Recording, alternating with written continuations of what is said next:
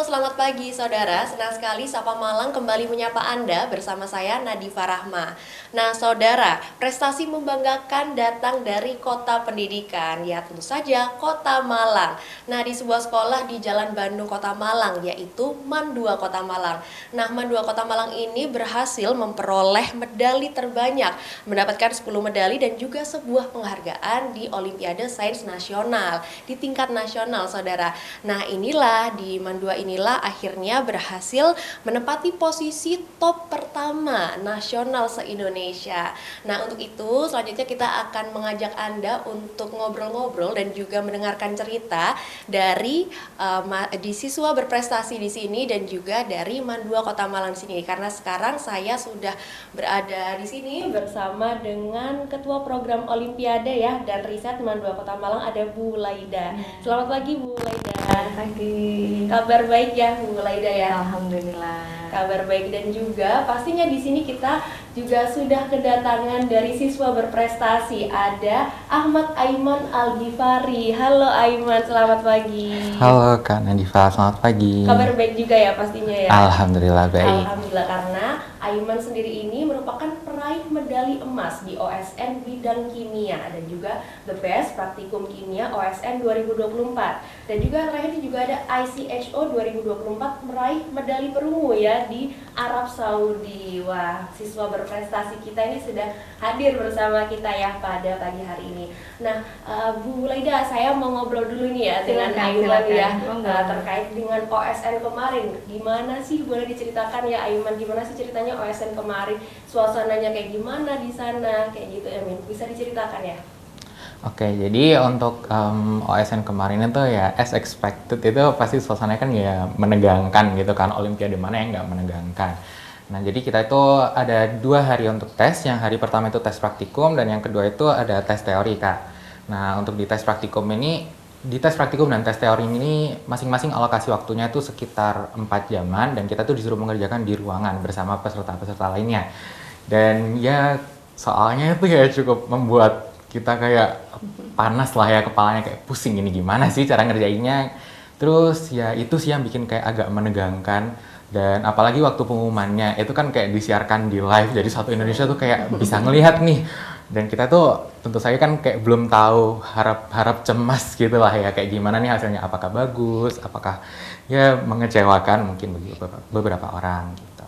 Oke, terus persiapannya gimana nih? Karena ini kan juga Olimpiade nasional ya, tingkatnya nasional. Beda dengan Olimpiade dengan tingkat yang di bawahnya gitu kan. Pastinya Aiman juga udah melewati tingkatan-tingkatan yang lain ya sebelum ke nasional ini. Persiapannya bagaimana untuk menuju OSN kemarin? Oke, jadi kan OSN ini termasuk salah satu lomba yang paling prestisius lah ya kalau di SMA, di SD, SMP, SMA, karena diadakan oleh Kemendikbud. Nah, tentu saja untuk menghadapi hal itu pasti persiapannya sangat panjang. Nah, kalau dari MAN 2 Kota Malang sendiri itu program Olimpiade itu diadakan sebagai salah satu kegiatan ekstrakurikuler dan yang diadakan setiap hari, mulai dari Senin sampai Jumat, bahkan sampai ada yang Sabtu juga.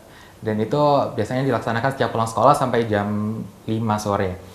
Nah, terus OSN itu kan terdiri dari beberapa tahapan ya, mulai dari tingkat kota, provinsi, hingga nasional. Nah, kalau di MAN 2 Kota Malang sendiri, biasanya Hamin 1 bulan itu kita kayak di karantina. Jadi kita itu nggak masuk kelas selama 1 bulan, dan kita cuman di lab dan belajar materi yang ya kita ikut olimpiadenya itu. Selain ya di situ kita belajar berbagai macam materi, dan materinya itu nggak yang di SMA aja, bahkan sampai di materi perkuliahan juga, dan kita banyak latihan soal di situ. Nah terus di situ kita juga nggak berlatih pengetahuan, kita juga berlatih tentang ketahanan juga.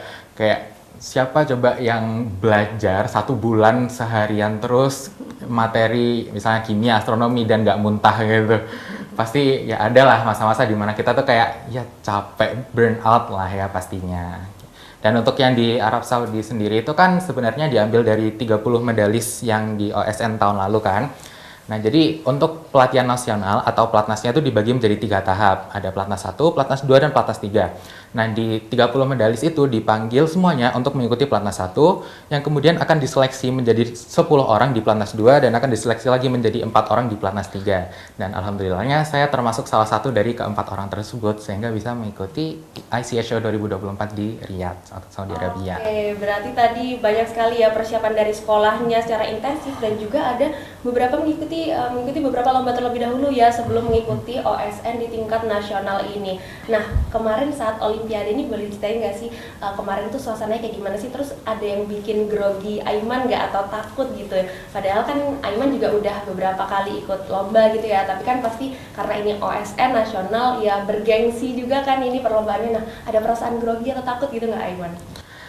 Ya, meskipun saya cukup sering lah ya mengikuti Olimpiade, itu pasti rasa grogi atau rasa takut itu pasti muncul lah. Nah, kan biasanya kalau kita mau ikut Olimpiade itu kita kayak ada beberapa lembaga yang mengadakan tryout gitu kan, kayak ya tryout uji coba gitulah pengerjaan soal-soal OSN. Nah, terus waktu kita sudah tiba di tempat pelaksanaan, kita kan kayak tahu nama-nama orang nih. Wah, ini yang biasanya di peringkat 1 tryout, ini peringkat 2 gitu. Jadi kan kayak otomatis kita kan kayak ya feel a little bit insecure lah ya. Tapi ya nggak apa-apa lah, kita pasti udah berusaha semaksimal kita dan pasti ya insya Allah kan membuahkan hasil yang maksimal juga. Nah, terus ya as humans, we are bound to feel those kind of feelings. Jadi kayak ya normal sih menurut aku kalau kayak gitu itu. Biasanya kan aku ada pembina Olimpiade kan ya di Mandua itu, biasanya saya ngechat kayak, "Mas, saya takut gimana ini?" Terus biasanya jawab sama pembina saya itu cuman kayak, "Bismillahirrahmanirrahim, santai le," kayak, "Oke, sangat membantu, terima kasih," gitu.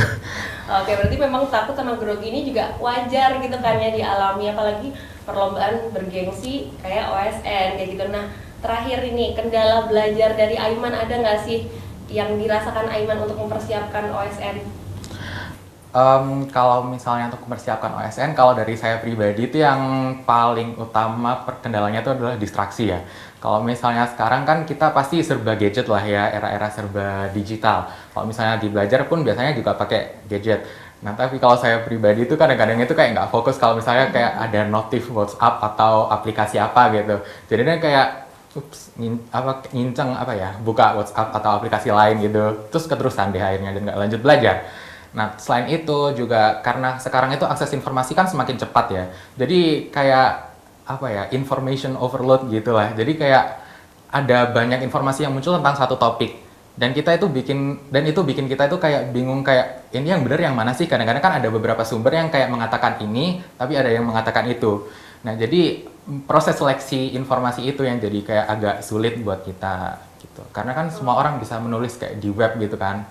Jadi itu kalau kendala di aku. FOMO juga kan ya, fear of missing out. Jadi kita kalau ada sesuatu yang baru kita harus ngikutin gitu kan. Semakin banyak informasi dan distraksi itu ya. Tapi distraksi dan grogi ini memang wajar begitu ya dialami, apalagi mengikuti perlombaan bergengsi setingkat nasional. Nah, nanti setelah ini kita akan kupas bersama tips and trick untuk mempersiapkan Olimpiade. Bagaimana mempersiapkan Olimpiade dan juga bisa berprestasi seperti Aiman ini. Jangan kemana-mana, tetap di Sapa Malang.